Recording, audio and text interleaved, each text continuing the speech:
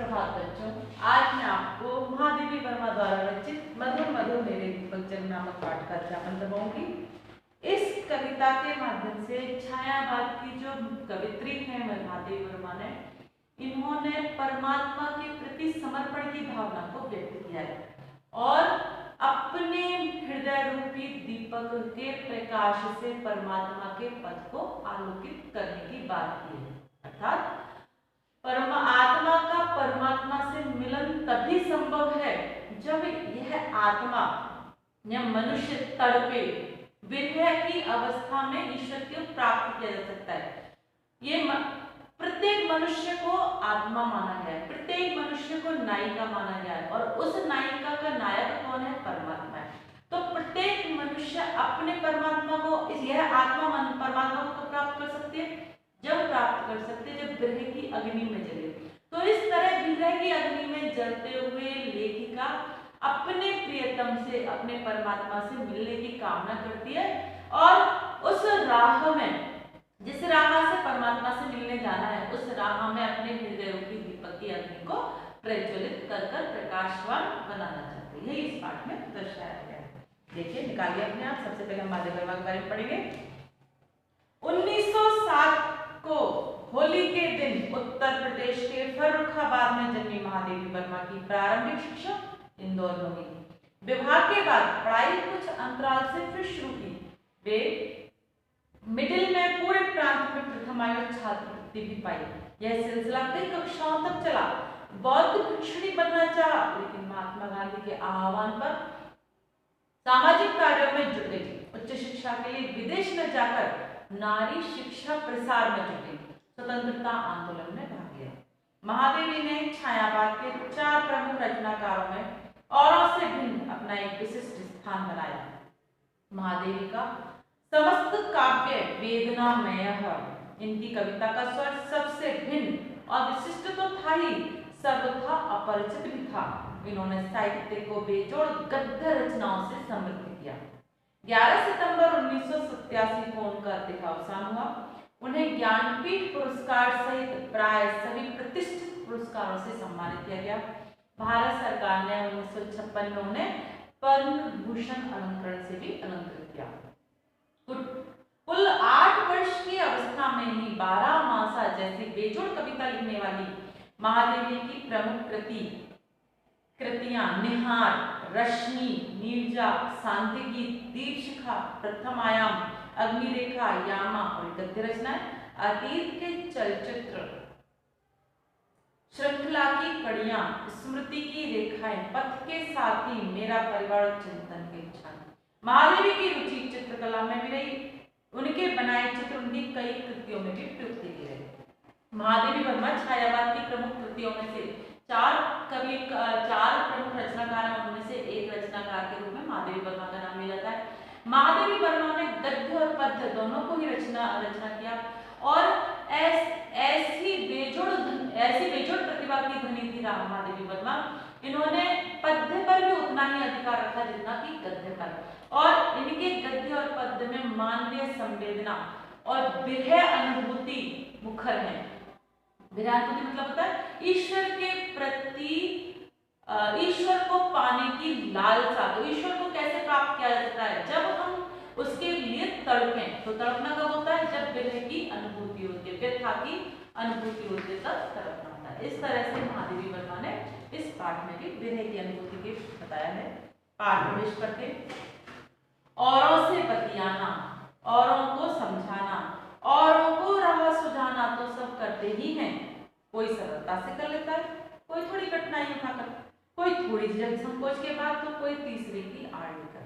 लेकिन इससे कहीं ज्यादा कठिन और ज्यादा श्रम साध्य होता है अपने आप को समझाना, अपने आप से बतियाना, अपने आप को सही राह पर बनाए रखने के लिए तैयार करना, अपने आप को आगाह करना, सचेत करना, सदा चैतन्य बनाए रखना।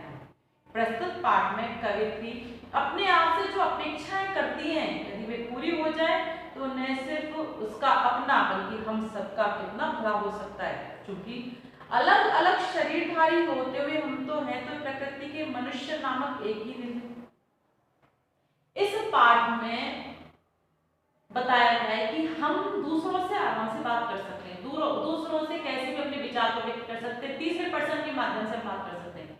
लेकिन अपने आप से बात करना, अपने आप को सचेत करना, अपने आप को सही दिशा देना बहुत कठिन काम है।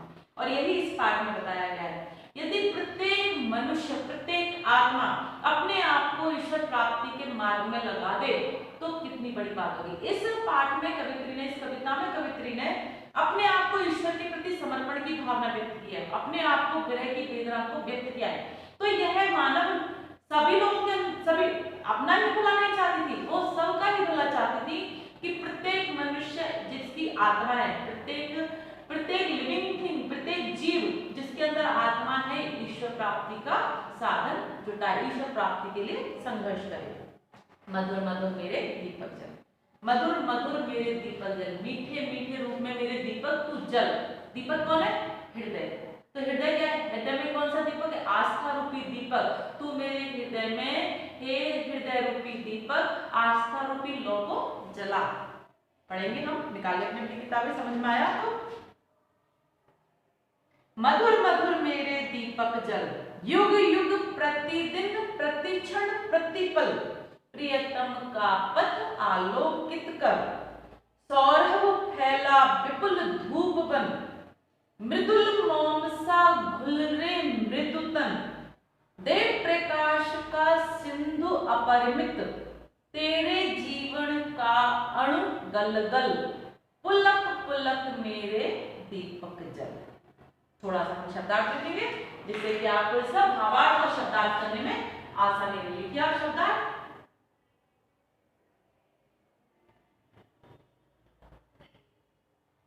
मधुर मधुर मेरे दीपक जल, दीपक किसका प्रतीक है? आस्था का। दीपक का मतलब है यहाँ पर आस्था रूपी दीपक, रूपक अलंकार रहेगा, ठीक है ना? आस्था रूपी दीपक।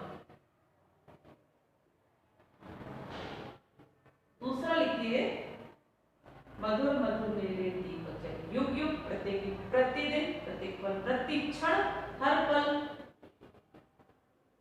प्रतिक्षण, प्रतिक्षण मतलब क्षण क्षण, हर पल। समास पढ़ते ना, प्रतिक्षण समास है, प्रतिपल प्रत्येक पल, प्रतिक्षण पल पल, प्रियतम, प्रियतम का मतलब है परमात्मा। प्रियतम मतलब होता है आपकी आत्मा को जो सबसे अधिक प्रिय है, तो सबसे अधिक प्रिय लिख सकते हैं आप इसमें, लेकिन यहां पर आत्मा परमात्मा के रूप में प्रयोग किया गया है। सबसे अधिक प्रिय या परमात्मा।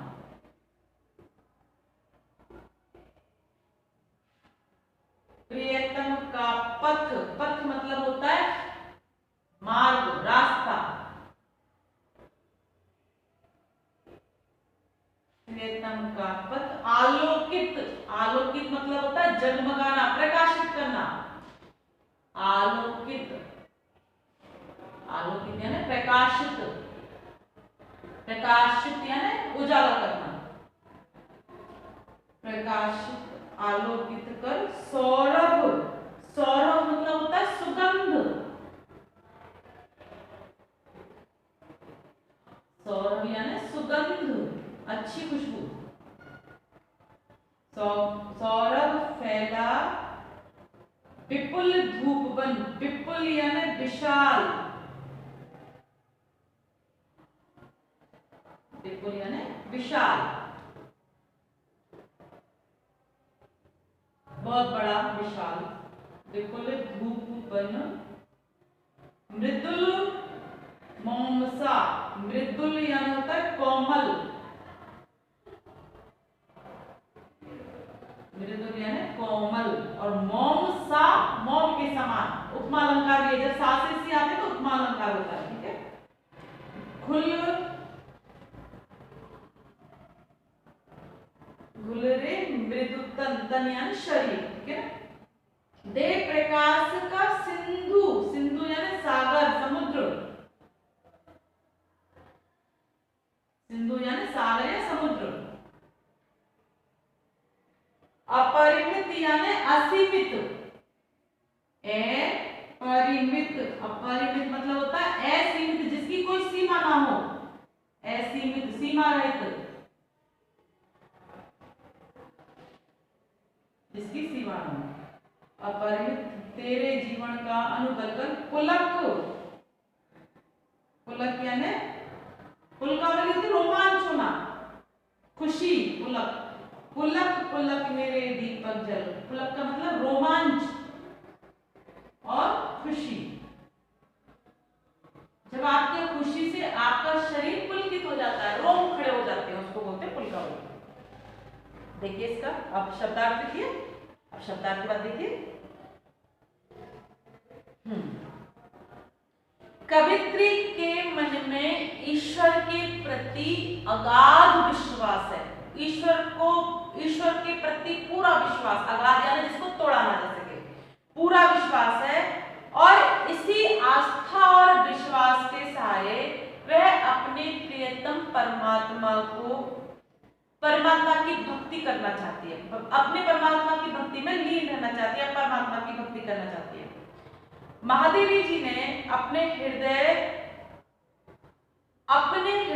अथवा अंतर्मन, हृदय में आस्था रूपी जो दीपक जल रहा है उसको संबोधित करते हुए कहते हैं, मधुर मधुर मेरे दीपक जल, हे मेरे मन रूपी दीपक, हे मेरे हृदय रूपी दीपक, हे मेरे आस्था रूपी दीपक, तू मधुर मधुर मीठा मीठा जल, ऐसा जल युग युग प्रतिदिन प्रतिक्षण पल पल, तू हर युग युग, जितने भी युग बीते, जितने भी समय बीते उस समय में, प्रतिदिन प्रत्येक दिन, प्रतिक्षण प्रत्येक क्षण, प्रतिपल पल पल, हर अंश जितना भी समय में, जितनी भी श्वास लूं, जब तक जिंदा रहूं तब तक मेरे हृदय में आस्था रूपी दीपक जलता रहे। प्रियतम का पथ आलोकित कर, हे मेरे मन के दीपक, तू युग युगांतर तक जलता रहे और मेरे हर घड़ी, हर दिन, हर समय जलता रहे, और जिससे मेरे परमात्मा रूपी जो मेरा प्रियतम है उसका रास्ता, उसका मार्ग सदा तुम्हारे प्रकाश से जगमगाता रहे। इसका मतलब है, हे मेरे मन,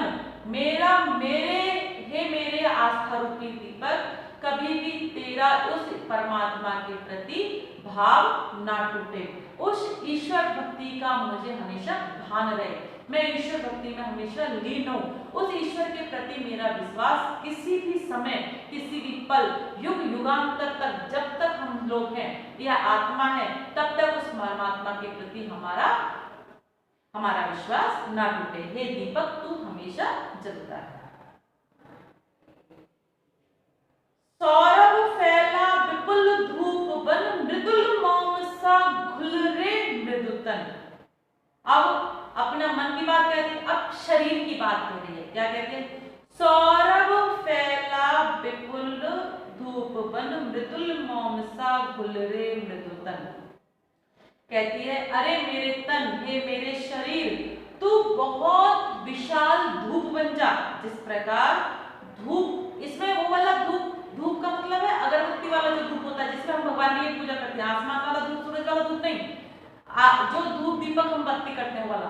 तो हे मेरे विशाल मन, हे मेरे तन, तू विशाल धूप बन जा, बहुत बड़ी धूप बन जा। जिस प्रकार धूप और अगरबत्ती स्वयं जल जल कर अपने शरीर को गला गला कर पूरे विश्व को सुगंधित करती हैं, ठीक वैसा ही मेरा यह जो शरीर है, यह मोमबत्ती के समान बन जाए और धीरे धीरे जलकर गलता रहे। अर्थात मेरा यह, आपने मोमबत्ती अगरबत्ती देखी ना, मोमबत्ती जलते तो धीरे धीरे पिघल पिघल कर नीचे आती है, जब तक नीचे आती है आखिरी सांस तक वो लौ जलती है, उसका दीपक जलता है, प्रकाशित करता है किसी को।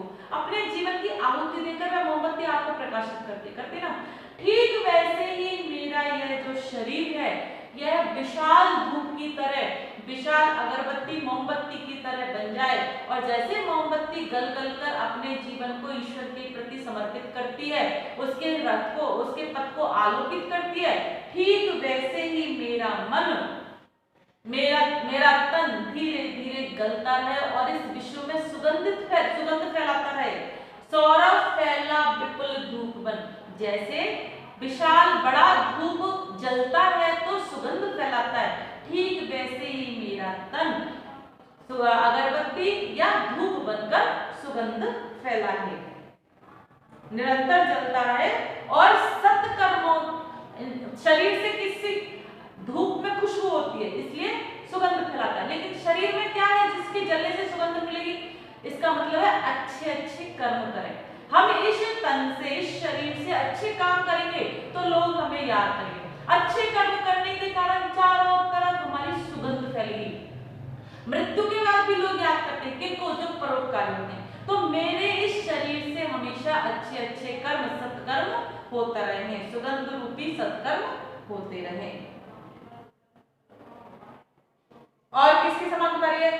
मृदुल मोम सा घुल रे मृदु तन, हे मेरे शरीर जैसे मोमबत्ती जलते हुए धीरे धीरे पिघलती रहती है और आलोकित रहती है, दूसरों को प्रकाशित करती है, ठीक वैसे ही है मेरे शरीर, तू अपने अंदर के अहंकार को, ईर्ष्या को, द्वेष की भावना को गला दे और गला कर इस शरीर को जला और जलाकर इस विश्व को प्रकाशित कर।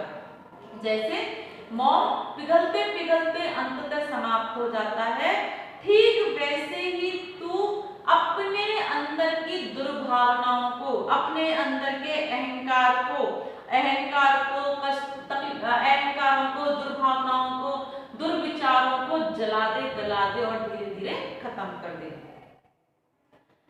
जैसे समझ में आया? जैसे एक मोमबत्ती अपने अहंकार को, मोमबत्ती जलते हुए अपने आप को पिघला देती है, उसका अंग अंग पिघल जाता है, ठीक वैसे ही ये मेरे शरीर, तू अपने अंदर के अहंकार को प्रभु भक्ति करते हुए जला दे, परमात्मा की आराधना करते हुए जला दे और अहंकार को मिटा दे। देव प्रकाश का सिंधु अपरिमित, इस प्रकार मेरा तन रूपी जो मोम है उसके जलने से, अहंकार के पिघलने से ऐसा प्रकाश होगा जैसे देव प्रकाश का सिंधु अपरिमित, जैसे सागर का पानी चारों तरफ फैला रहता है, वैसे ही मेरे शरीर के अहंकार के पिघलकर जब समाप्त हो जाएगा, तो समाप्त हो जाने के कारण मेरे अंदर से जो प्रकाश निकलेगा, मेरे अंदर से जो सुगंध, वातावरण, सत्कर्म करने से जो मेरे अंदर से सुगंध निकलेगी, वह समुद्र की तरह चारों तरफ फैल जाएगी। अपरिमित, जिसकी सीमा खत्म हो जाए, ऐसी सीमा तक मेरे शरीर की सुगंध फैलेगी, अहंकार समाप्त हो जाएगा। तेरे जीवन का अनुगलगल, समझ में आया? जैसे जीवन, मेरे जीवन का अनुगलगल मतलब मेरे शरीर में अहंकार खत्म हो जाएगा, तो अहंकार खत्म हो जाने से मेरा शरीर धीरे धीरे खत्म हो जाएगा, तो बुढ़ापे की ओर आएगा और धीरे धीरे मेरे शरीर से सत्कर्म होंगे और प्रभु की भक्ति होगी, तो इस तरह से चारों तरफ लोगों को खुशियां बांटूंगा। पुलक पुलक मेरे दीपक जल, हे मेरे विश्वास और आस्था रूपी दीपक, तू प्रसन्नता पूर्वक लगातार जलता रहे, पुलकित होकर तन मन प्रभु भक्ति में लीन रहे और हमेशा मन प्रसन्न बना रहे। हे मेरे हृदय रूपी दीपक, हे मेरे आस्था रूपी दीपक, तू हमेशा प्रसन्नता पूर्वक जलता रहे। समझ में आया आपको क्या बताना चाह रही है देवी? कवित्री ने क्या बताया? ये शरीर मोम के समान है, ठीक है, और जैसे मोमबत्ती पिघलती है, पिघलने से धीरे धीरे धीरे धीरे जलती है, धीरे धीरे पिघलकर अपने आप को समाप्त कर लेती है और जीवन और दूसरों को प्रकाशित करती है ना, हमारा अंधकार खत्म करती है। ठीक वैसे ही हमारा ये जो शरीर है, ये मोमबत्ती के समान है। जैसे मोमबत्ती जलती है, वैसे हमारे हृदय के अंदर हमें प्रभु भक्ति को जलाना चाहिए। प्रभु भक्ति जलेगी। प्रभु भक्ति कब होती है? जब मन में कपट ना हो, जब मन में कोई अहंकार ना हो। तो अहंकार और कपट धीरे धीरे मोम जैसे गलता है ना, शरीर गलता है, ऐसे हमारा अहंकार और मोम उस प्रभु भक्ति से गलेगा, हमारे द्वारा सत्कर्म होंगे। तो सत्कर्म होंगे वो सुगंध की तरह, जैसे धूप जलाई जाए और चारों तरफ खुशबू फैल जाती है, अगरबत्ती जलाई जाए चारों तरफ खुशबू फैल जाती है, ठीक वैसे ही सत्कर्मों से हमारी सुगंध चारों तरफ फैल जाएगी। यह शरीर तो गलेगा लेकिन हमारे सत्कर्मों से लोगों को प्रभु भक्ति करने में सहायता मिलेगी। अर्थात आप लोगों ने देखा ना, आप लोग भक्ति करते तो आपके पीछे पीछे अनेक लोग आपके जैसे कर्म करते हैं, तो ठीक वैसे ही हमारे अच्छे कर्मों को देखकर लोगों को भी अच्छे कर्म करने की प्रेरणा मिलेगी। समझ में आया? अब इसका काव्य सौंदर्य लिख लेते हैं। लिखिए काव्य सौंदर्य, शिल्प सौंदर्य, काव्य सौंदर्य एक ही बात है। सौंदर्य में दो चीज होती है, कला पक्ष और भाव पक्ष। सबसे पहले हम कला पक्ष लिखेंगे। कला पक्ष यानी बाहरी सुंदरता। क्लियर? बाहरी सुंदरता में सबसे पहला टॉपिक आपको कितने की बार बताया है? भाषा, भाव को भाषा सहज, सरल और सुबोध है। सहज, सरल और सुबोध, सहज, सरल और सुबोध है। भाव को अभिव्यक्त करने में सक्षम है। भाषा भाव को बताने में, भाव को अभिव्यक्त करने में सक्षम है।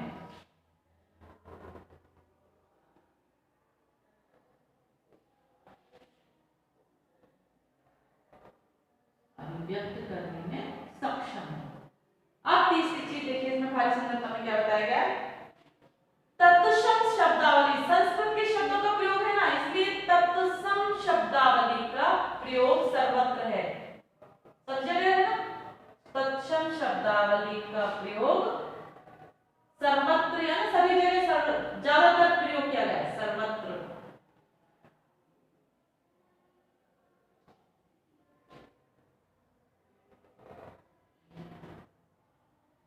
युग युग कौन सा अलंकार हुआ? युग युग। पुनरुक्ति प्रकाश अलंकार, जब एक शब्द दो बार आए और दोनों शब्दों का एक ही अर्थ हो, अलग अलग अर्थ होता है तो दूसरा अलंकार हो जाता है, एक ही अर्थ हो तो पुनरुक्ति प्रकाश। युग युग में पुनरुक्ति प्रकाश अलंकार है।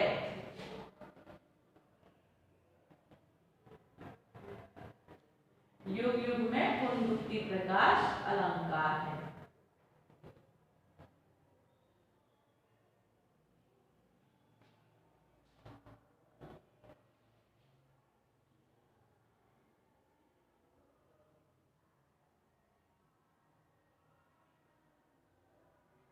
अब इसमें रूपक अलंकार है ना, ये दीपक में, मौन धूप में, इनमें रूपक अलंकार है।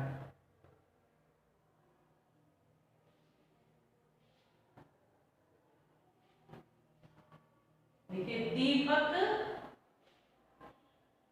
और धूप में रूपक अलंकार है। और देखो मौन सा, जब सा से सी आता है तो उपमा अलंकार है। मौन सा में उपमा अलंकार है। उपमा अलंकार की पहचान होती है, सा से सी आता है तो उपमा अलंकार होता है, उपमा अलंकार है।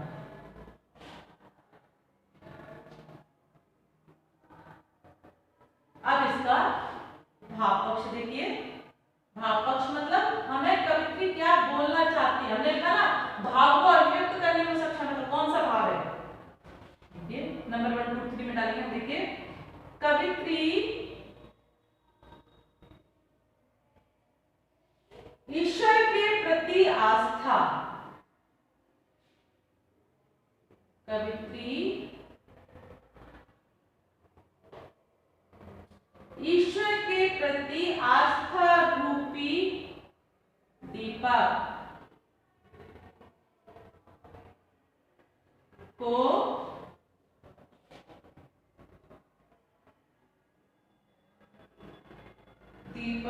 प्रज्वलित करना चाहती है, जलाए रखना चाहते हैं, प्रज्वलित करना चाहती है। आस्था रूपी दीपक हमेशा जलता रहे, ऐसी कामना करती है। दूसरा देखो, कवित्री परमात्मा को अपना प्रियतम मानती है।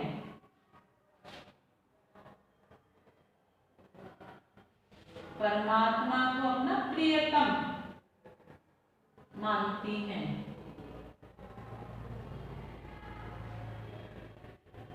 और है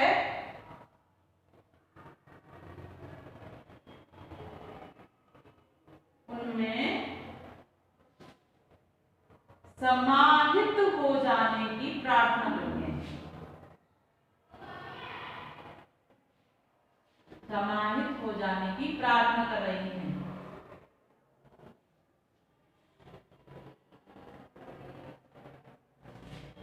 ठीक है, समझ में आया?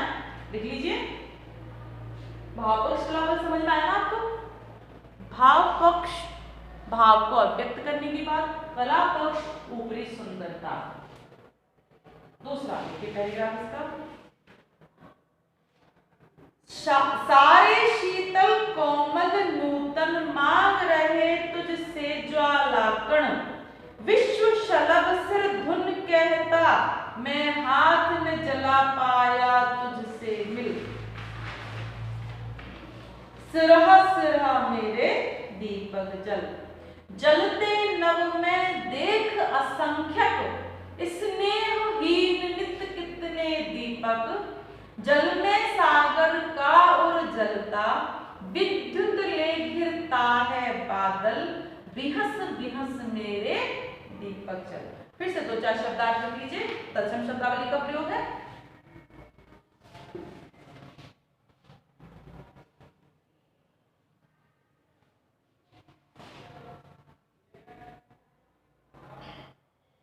देखिए शीतल, शीतल मतलब ठंडा, ठंडे, शीतल। दूसरा देखिए नूतन, नूतन मतलब होता है नया या नए।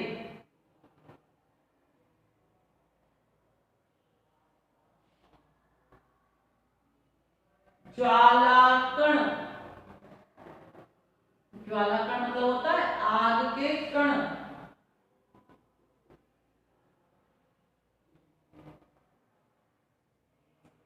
विश्व यानी संसार।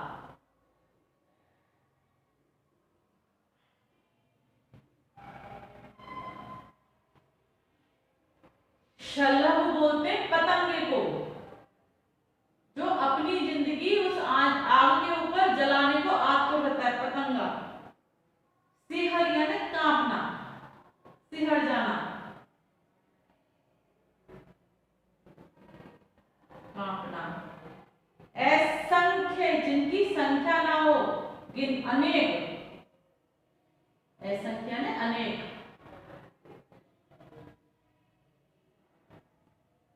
स्नेहहीन, स्नेह यानी प्रेमहीन यानी रहित, प्रेम से रहित, प्रेम रहित, स्नेहहीन प्रेम। नित्य, नित्य यानी नित्य, प्रत्येक दिन, नित्य, नित्य यानी नित्य, हमेशा, नित्य हमेशा। और यानी हृदय,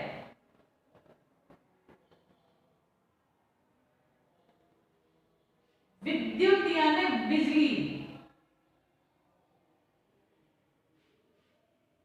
विद्युत मतलब बिजली।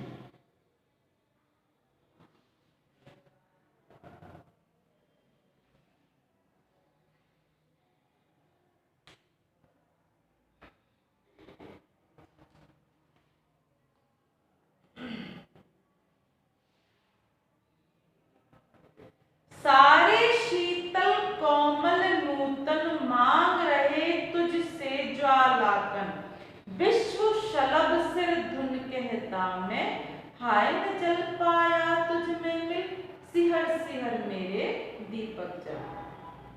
कवित्री कह रही है कि सारे शीतल कोमल नूतन मांग रहे तुझसे ज्वालाकन।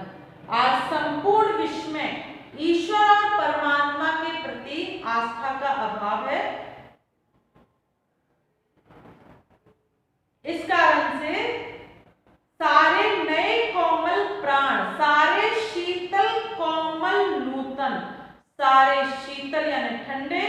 नए कोमल जो प्राण है, मांग रहे तुझसे ज्वालापन, आज ईश्वर की आस्था का ज्योति को, चिंगारी के कण को ढूंढ रहे हैं, मांग रहे, किंतु विश्व सलग सुरधुन कहता वे तुझे कहीं भी नहीं प्राप्त करते, उस ज्वाला को कहीं भी प्राप्त नहीं करते।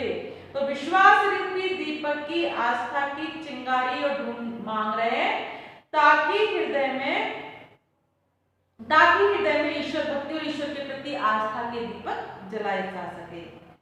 सिहर सिहर विश्व सलभ सिर धुन कहता,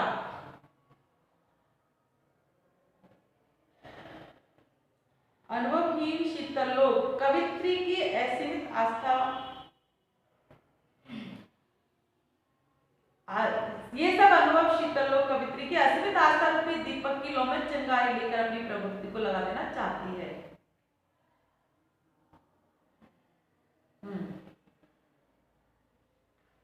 सारे शीतल कोमल नूतन मांग रहे तुझसे ज्वालाकन, कवित्री ईश्वर के प्रति जो उनके हृदय में जो आग जल रही है, ईश्वर के प्रति आस्था रूपी जो दीपक जल रहा है, और प्रत्येक लोग जो यहाँ पर जन्म ले रहे हैं, उन नए नए आत्मा वाले लोगों के मन में क्या चीज नहीं है, इस बात को बताया गया है।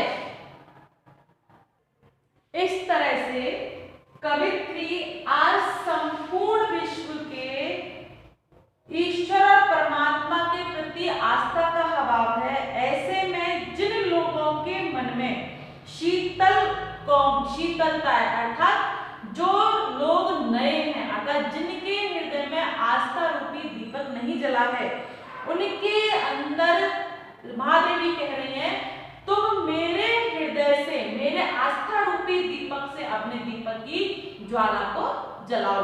अपने आस्था रूपी अपने हृदय का जो तुम्हारा जो नूतन, जो नया हृदय है जिसमें ईश्वर की आस्था नहीं है, उस हृदय में तुम मेरे हृदय से मेरी प्रभु भक्ति के आस्था रूपी दीपक से लौ लेकर अपने दीपक को जलाओ। तो इस तरह से कवित्री पूरे मनुष्यों को, जिनके हृदय में ईश्वर के प्रति विश्वास नहीं है, ईश्वर भक्ति में जो लीन नहीं है, उन सबको ईश्वर भक्ति में लीन करना चाहती है। विश्व सलभ सिर धुन कहता, मैं हाय न जल पाया तुझसे मिल, सिहर सिहर मेरे दीपक जल। अब कवित्री कहती है कि विश्व सलभ, विश्व रूपी पतंगा, विश्व यानी संसार, पतंगा होता है एक कीड़ा जो अग्नि के ऊपर आकर, उसको पता है मैं अग्नि के पास जाऊंगा तो जलकर मर जाऊंगा, फिर भी अग्नि के पास आने की प्रयत्न करता है और जल जाना चाहता है, उसे अपने प्राणों की चिंता नहीं, उसे तो अग्नि से प्रेम होता है। तो इस तरह से कवित्री कहती है, जब रूपी पतंगा पाश्चाताप करता हुआ कहता है कि सिर धुन कहता, सिर धुनना मतलब पाश्चाताप कर रहा है, यह जो संसार है जो पतंगे के समान है, लेकिन पतंगे के समान क्यों होना चाहिए, क्योंकि वो परमात्मा अग्नि है और उस अग्नि में जलना इस आत्मा का काम है। जैसे पतंगे का काम, पतंगे का क्या काम है, उस अग्नि के पास जाना, उससे इतना प्रेम होना कि उसके पास जाता है और जलकर मर जाता है। तो इस तरह से जो लोग, जो विश्व के जो लोग, जो मानव, जिनके हृदय में अभी आस्था रूपी दीपक नहीं जला, ईश्वर भक्ति का दीपक नहीं जलाए, वे पाश्चाताप करते हैं, सिर धुनते हुए कहते हैं। तो विश्व रूपी पतंगा अपने पाश्चाताप करता हुआ कहता है, मैं हाय न जल पाया तुझसे मिल, कि मेरा मन इस प्रेम भक्ति की लौ में जलकर अपने अहंकार को नहीं मिटा सका। जल जाना मतलब होता है अहंकार को मिटा देना। मेरा मन इस ईश्वर के प्रति जो आस्था रूपी दीपक जल रहा है, इसमें मैंने अपने अहंकार को नहीं मिटाया। और सिहर सिहर मेरे दीपक जल, जब तक जीव का अहंकार नहीं मिटता, आत्मा का अहंकार नहीं मिटता, जब तक कि वे परमात्मा के साथ उसका मिलन नहीं होता। अतः जग रूपी पतंगे को अपनी आत्मा की आहुति देकर अपने आत्मा को ईश्वर के प्रति समर्पित करने के बाद ही आस्था रूपी दीपक सिहर सिहर के जल सकता है, अन्यथा नहीं जल सकता। तो सिहर सिहर मेरे दीपक जल, हे मेरे दीपक तू ईश्वर के प्रति विश्व कल्याण की भावना को भरते हुए धीरे धीरे जल।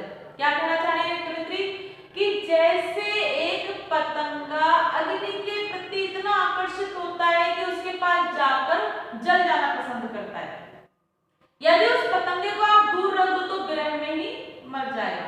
तो ऐसे ही विश्व के जो नए नए आत्माएं हैं, इस नए नए जो शीतल या ठंडे ठंडे क्यों है, क्योंकि उनमें अभी ईश्वर की आग नहीं लगी है, ईश्वर की भक्ति की आग नहीं जली, दीपक नहीं जलाए, तो वो ठंडे हैं। तो उन ठंडे दीपकों को जलाने के लिए लेखिका कवित्री कह रही तुम मेरे से प्रभु भक्ति ले लो, मेरी लौ से लौ जला लो, तभी तो प्रभु भक्ति बनेगी। तो इस तरह से जिन मनुष्यों का विश्व रूपी पतंगों का अपने पाश्चाताप कर रहे हैं, जिन्होंने अग्नि प्रज्वलित नहीं की है, जिनके हृदय में ईश्वर की भक्ति नहीं आई है, वे पाश्चाताप करते हुए कह रहे हैं हमने अब तक अपने हृदय में दीपक क्यों नहीं जलाया। और दीपक कभी जलेगा जब अहंकार खत्म हो जाएगा। हृदय में एक ही चीज रहती है, तो ईश्वर रहता है, तो अहंकार रहता है, तो अहंकार ईश्वर में से एक रहेगा, तो जैसे मैं दीपक जलाऊंगा मेरा अहंकार खत्म हो जाएगा। तो अहंकार खत्म हो जाएगा तो मेरी जो आत्मा है यह परमात्मा के लिए हमेशा तत्पर, परमात्मा को प्राप्त करने के लिए हमेशा तत्पर रहेगी। मैं अपनी आत्मा की आहुति, मैं अपने आत्मा को उसमें जलाना चाहता हूँ, किसमें? परमात्मा की आग में, परमात्मा के दीपक रूपी लौ में जलाना चाहता हूँ। तो इस तरह इस लाइन में लेखिका ने कवित्री ने विश्व कल्याण की भावना को उजागर किया है। जलते नभ में देख असंख्य इसने हीन नित कितने दीपक, आकाश में अनगिनत असंख्य तारों को देखकर कवित्री को ऐसा लगता है कि ये सब प्रेम से रहित हैं। जल में सागर का और जलता विद्युत से घिरता है बादल, अपार जल राशि से पूर्ण सागर का जल जब धूप के कारण, सूर्य के कारण जलता है, भाप बनकर बादलों में परिवर्तित हो जाता है और कड़कती बिजली के साथ घनघोर वर्षा के रूप में दिखाई देता है, घटा के रूप में दिखाई देता है। अर्थात आज लोग, ये विश्व के लोग सांसारिक और ऐश्वर्य सुख साधन से परिपूर्ण हैं, जैसे सागर में जल होता है। तो ऐसे उनके अंदर ईर्ष्या और द्वेष की भावना भरी हुई रहती है, निरंतर उनका ईश्वर, जैसे समुद्र में पानी भरा है ठीक वैसे ही प्रत्येक मनुष्य के पास, जो जिनके अंदर अभी भगवान की ज्वाला नहीं जली है, उनके पास अपार धनराशि है, ऐश्वर्य है, और उनका सूरज के रूप में जो जलता है उनका पानी, वह है हुआ उनका ईर्ष्या और द्वेष, जो उनके हृदय में हमेशा जलता रहता है, और इस कारण से उन्हें सुख शांति नहीं मिलता। ऐसी स्थिति में जिन लोगों के पास अपार धन संपत्ति है फिर भी उनको सुख शांति नहीं है, ऐसी स्थिति में कवित्री कहती है कि मेरे हृदय, हे मेरे आस्था रूपी दीपक, तू हंस हंस कर जलता रहे, जलते रहने का, और लोगों के हृदय में हमेशा उस आस्था रूपी दीपक को जलाए रखने के लिए लगातार जलाए रहने की अपील करती है, आग्रह करती है, ताकि उस प्रभु का पथ आलोकित होता रहे और समस्त जगवासी प्रभु के पथ पर आगे बढ़ते रहे। समझ में आया आपको?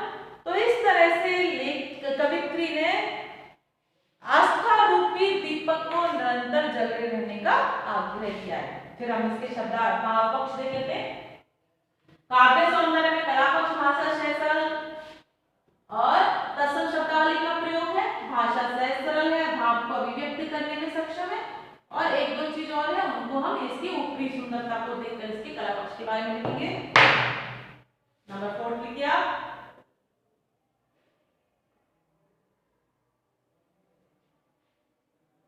विश्व सलभ विश्व रूपी पतंगा, कौन सा अलंकार हुआ? रूपी में रूपक अलंकार। अलंकार है।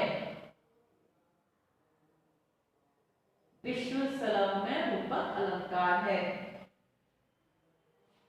सिहर सिहर, विहस विहस, कौन सा अलंकार है? पुनरुक्ति प्रकाश। जिन शब्दों की पुनरावृत्ति के बाद अर्थ एक रहेगा, पुनरुक्ति प्रकाश। सिहर सिहर और विहस विहस। विहस विहस में पुनरुक्ति प्रकाश अलंकार है। पुनरुक्ति प्रकाश अलंकार।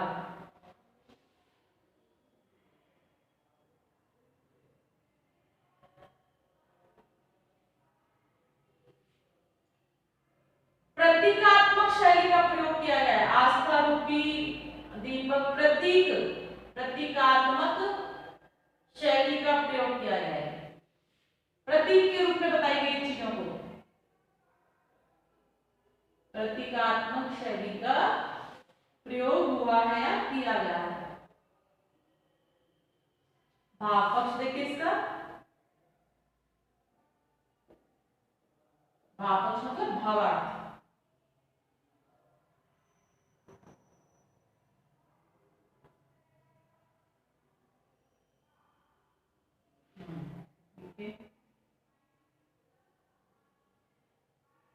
कवित्री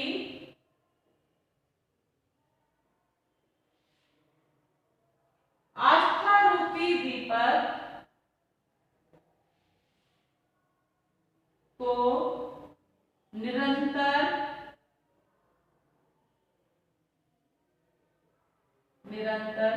जलते रहने के लिए कह रही है। जलते रहने के लिए कह रही है कि हे दीपक, हे मेरे आस्था रूपी दीपक, तू हमेशा जल और प्रियतम का पद आलोक कर। आत्मा परमात्मा के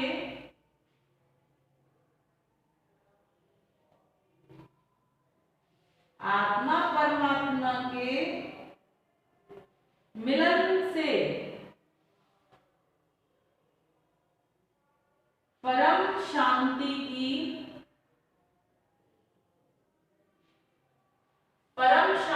की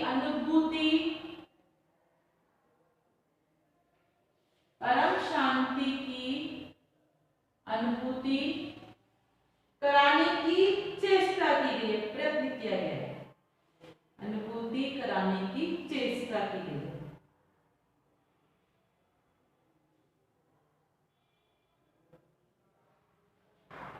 कि आत्मा यदि परमात्मा से नहीं मिलेगी तो यह जीवन निरर्थक है।